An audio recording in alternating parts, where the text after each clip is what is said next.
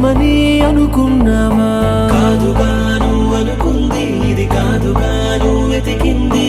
ఏదని బదులేదని ఒక ప్రశ్నలా నిలుచున్నావా?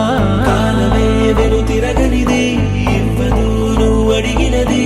ఏ వేలో పట్టుకొని నేర్చేదే నడకంటే ఒంటరిగా నేర్చాడా ఎవడైనా? ఓ సాయం అందుకొని సాగేదే బ్రతుకంటే ఒంటరిగా బ్రతికాడా ఎవడైనా? పదుగురు మెచ్చిన ఈ ఆనందం